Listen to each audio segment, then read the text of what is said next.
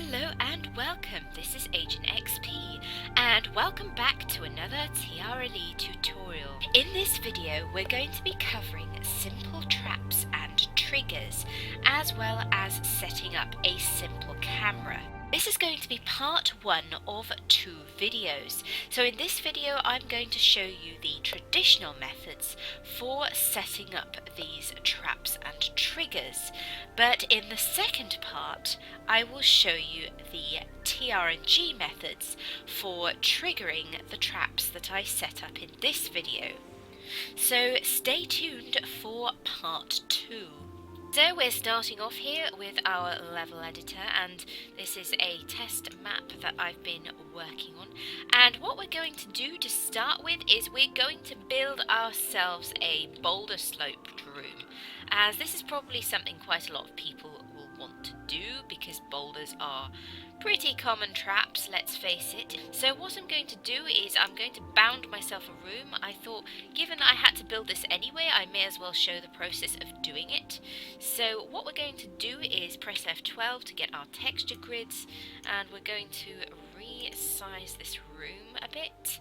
There we go. And we are going to narrow the section that we're going to put the slope in, because we only want to do one boulder in this instance. So I'm going to create a narrow hallway, and what I'm also going to need to do here is to create a slope for the boulder. And to do this we're going to want to slope the floor and the ceiling like so, and then we're going to need to create a stepped ramp.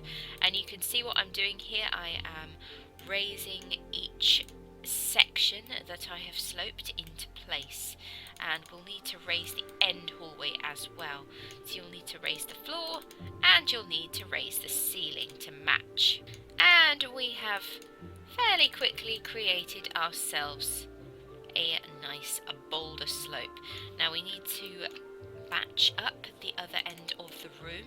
Also, a word of advice: if you're connecting this boulder room to another room, make sure that you make the slope in the correct direction. I have quite often made my slope facing the wrong way and then realised it once I've made it, and then I've had to go back and redo the entire thing.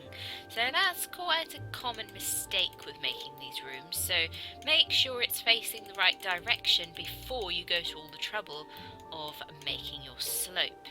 But now that we have our slope, I'm just adjusting the texture grids a little here, and then we can also make our ceiling 2 more clicks high. And one thing I always do when I'm making a slope is I always take the two walls on either side and do those at the same time. That way you get a nice sloped texture grid line. Otherwise you have to adjust all the walls manually. So now we have ourselves a boulder slope, and it's also a good idea to make a little cubby hole in which to place the boulder. So I'm going to make a 4-click high indentation in the ceiling, and now we are going to go to our object list.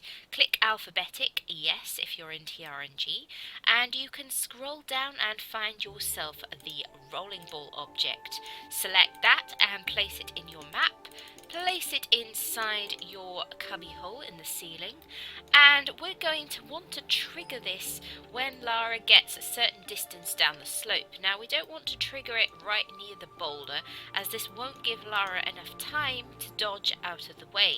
So I'm going to place a trigger for the rolling ball about halfway down the slope, and I'm just going to point out a rookie error, and it's a mistake I just made, and it's a mistake you might make as well. What you need to do when you're placing these boulders is make sure that you place the boulder to drop onto a slope, because the way I have it currently, it's just going to fall flat onto that surface and go squish. It's going to stay in one place. So if we want the boulder to roll, we either want to move the slope to underneath the boulder, or we want to move the boulder over the slope. So what I'm going to do here is I'm going to make another alcove over the slope, and we're just going to fix these texture lines, and we can then place the boulder over the slope.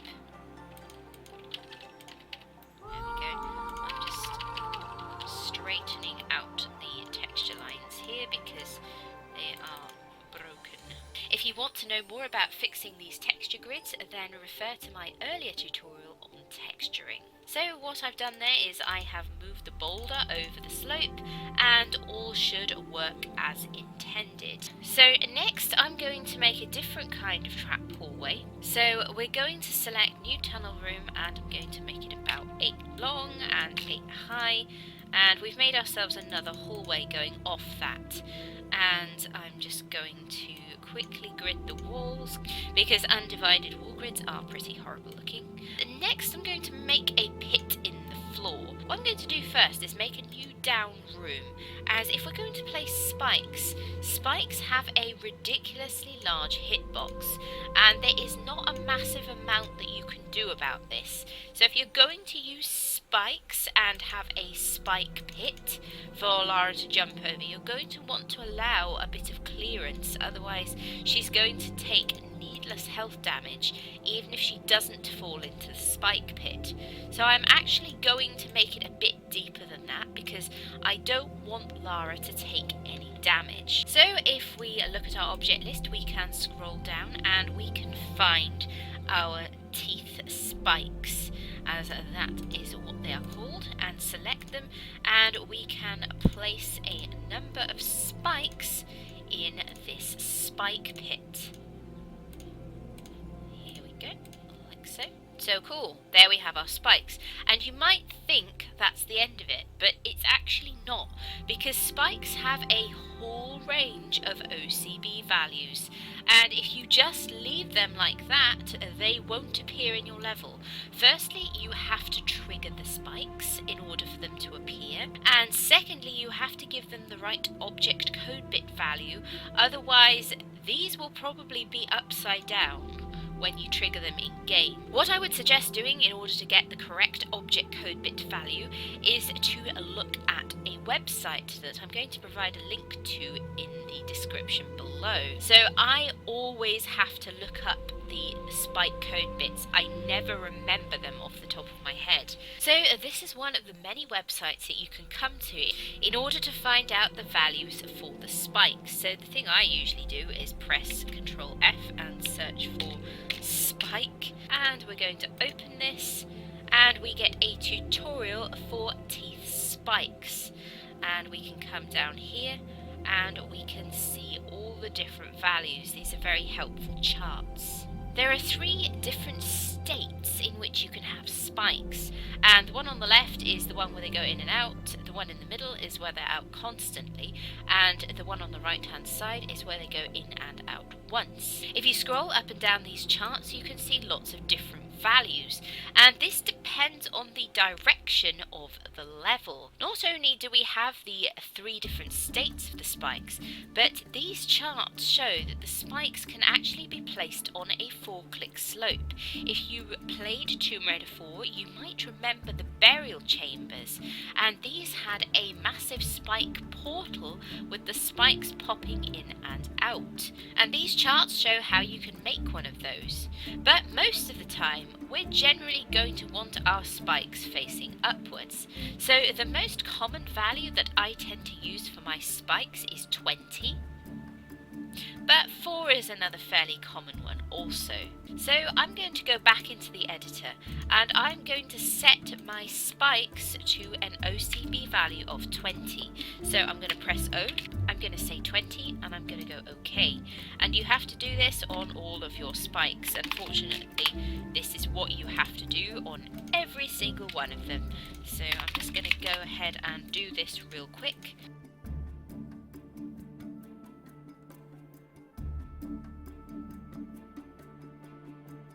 Okay, we're done. We have now set object code bit values for all of our spikes. I'm just going to put in some textures here. So we now have our spike trap, but we're going to need to trigger these before they're going to appear in our level. And what I want is for all of these spikes to trigger when Lara jumps over this pit, so it'll give the player a little bit of a fright. So therefore what I'm going to do is I'm going to select all of the spikes and I am going to set a trigger for these spikes going across the pit. So you need to select each of the spikes in turn and set a trigger going across the pit. And if you click on the magenta trigger, you can cycle through and see the numbers for each of the spike objects. So make sure you don't miss any out. It's very easy to do this, but you can go and click on the triggers again and check which numbers you have. So for a pit this size, it's not too bad, but you can imagine if you have an even bigger spike pit, this tends to get rather tedious. But there is a slightly more effective method for triggering all these spikes, and I'm going to go through that later on. So that is the old school method for triggering a ton of spikes. So I've set the trigger there, and that's just a normal trigger, so when Lara jumps over the pit, the spikes will trigger. We could have also set that to a pad trigger, and that would basically mean that the spikes would trigger if Lara stepped on the tile. So if Lara fell in the pit, then she would die. Another thing to bear in mind here is that this pit is too deep for Lara to climb out of. So if Lara falls in that pit, she is going to get stuck. So you may want to put a ladder on one corner just in case by some miracle Lara manages to survive, so you don't have a situation where the player is stuck somewhere. So it could be quite a good idea to do that. So I'm going to place a ladder, and you can mark that out with a ladder texture. It's always a good idea to think of the unexpected and what would happen if the player got stuck somewhere. So it's a good idea to provide the player with a potential way out. So there we have our spike trap pit. So the next thing we're going to do is we're going to have a quick look at another common type of trap, which is a flame emitter. So what we're going to want to do is look for our flame emitter object, and the one you're going to want for traps is the standard flame emitter, so it doesn't have a 2 or a 3 next to it. So we're going to move this into this small hallway area that I have created, and we're going to place 2 of these. There are hundreds of OCB values that you can use for flame emitters. Now we're going to do 2 different types here. We're going to have one flame pillar coming out of the floor that is timed, that Lara can dodge past, and another flame emitter coming out of the wall that is timed. So what we're going to want to do is we're going to want to come back to our tutorial page, and if we look on this menu we can press Ctrl F and search for flame, and we will find our flame emitters OCB. I'm going to link the specific page down in the description. So if we look here we can see there are a lot of different code bits that you can use for these things. So what we can do is we can get a horizontal flame, so that'll be for a flame coming out of the wall. And we can also get different values for vertical flames. Now, don't ask me to explain these values, I don't understand how they're worked out, but they work. So what you have to do is look up the value that you want. So we need to give Lara enough time to dodge past the flame. So for a horizontal flame we can have, for example, -6. That will be off for 3 seconds, so that will give Lara enough time to dodge past. Another thing to bear in mind with horizontal flames is that the cone will need to be inside the wall. So these are a little bit trickier to place. So what we need to do is place the cone on the ceiling, lower it into position, and we can move it inside our wall. You can see here it's in the wall, so I use the control and the direction key to move the object, and then we can use the floor plus, which is a bit counterintuitive, to lower it into the right position. So that flame will now come out of the center of that wall tile. As the reference page explained, the flame will be emitted in the direction that the cone is pointing, so it will come in this direction. So we have our object selected, and now we need to press the O, and we need to select -6 as suggested here in the tutorial. I'm going to press O, and I'm going to bring up the object code bit panel, and I am going to select -6. Another thing that we can do in these flame emitters is if we select all the object code bits on, and this works for the spikes as well, if you set all those code bits to on, then you can have the object triggered by default from the beginning of the level. So the spikes will be pre-triggered or the flame will be pre-triggered. Now this is fine for spikes, but bear in mind if you trigger too many flames at the same time, you will start getting bugs with flames not appearing where they should. You shouldn't have too many flames triggered at the same time in any one level. So I prefer to trigger these manually, and then you can anti-trigger them again when Lara gets to another location in which you can't see the flames anymore. So I'm going to select a normal trigger for that flame on this tile. What I'm also going to do is I'm going to add a small tunnel room hallway off here to give Lara somewhere to go. And we're also going to demonstrate how you can de-trigger the flames. So I'm going to select my flame emitter once again, and if we go into this hallway, if we come down to the trigger menu here, we can go and select anti-trigger, and then place the anti-trigger. Unfortunately, you can't stack anti-triggers because they're considered a special trigger, and this is where scripting really comes in useful later on. So I have set an anti-trigger for the flame emitter on that tile, and that will de-trigger the fire once you've crossed over it. So that is the first of our fire traps. We're going to select this one. We're going to scroll down the list and we're going to look at the triggers for vertical flames. So if we select -25, that will be on for 6 seconds and off for 3. This is going to give Lara time to dodge past it. So we're going to select our OCB and select -25. We can place a normal trigger for the fire on the same tile as the other fire, so that's not a problem. So you can stack normal triggers for fire without a problem. But actually what we're going to want to do is we're going to want that fire to trigger before we hit that tile. So I'm actually going to trigger that fire the other side of the pit. So that fire will trigger when we stand here, and the one in the wall will trigger when we reach the corridor. So they are split, and that's fine, but you can stack the normal triggers if you want to. It's just the anti-triggers that we can't stack. And I'll demonstrate this. I'll try and make an anti-trigger for that second flame emitter on this tile. Anti-trigger, okay, cannot overlap special triggers. You'll get this a lot. It's quite annoying and it's unfortunately a feature of the traditional level editor. If you want that fire to be anti-triggered, you'll have to put the anti-trigger on a different tile to the first trigger. So I'm going to put an anti-trigger for it there. So that is cool. So we have now set up 3 different types of traps using the traditional methods.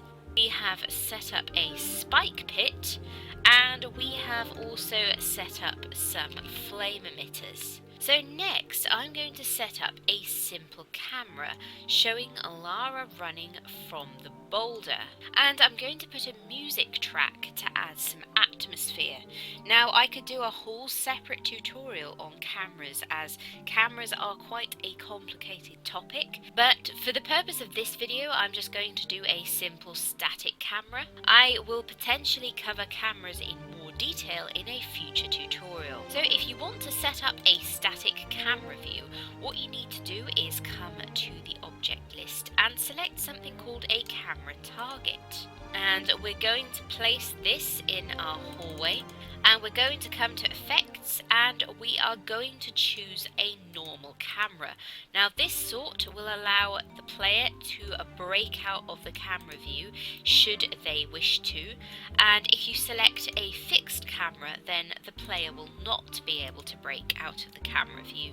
And this is the same method that you would use for showing a hint camera also, and this is something that you're going to want to use a lot in your levels. So I have placed a camera target and the camera. Now the traditional method for triggering this is to select the camera target and go to target and click OK, and place the trigger in the area that you want the camera to be active, and come to the camera and place a camera trigger for the camera, and you can set a timer, so I'm going to say 4 seconds. And we're going to place the trigger on that tile. Now that is the traditional method for setting up cameras.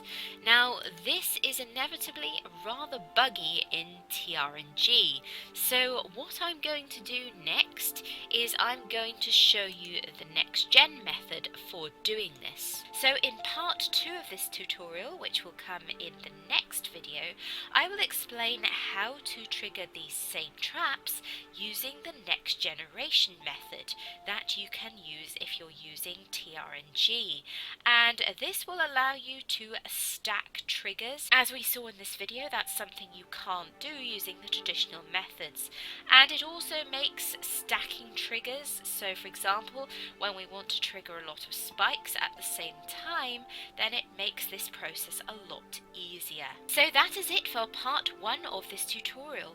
Thank you for watching. I hope you have enjoyed, and if you have, please do consider liking and subscribing, and if you do subscribe, please do hit the notification bell so that you're notified when I upload part 2 of this video. This is AgentXP. Thank you for watching, TTFN, and see you in part 2.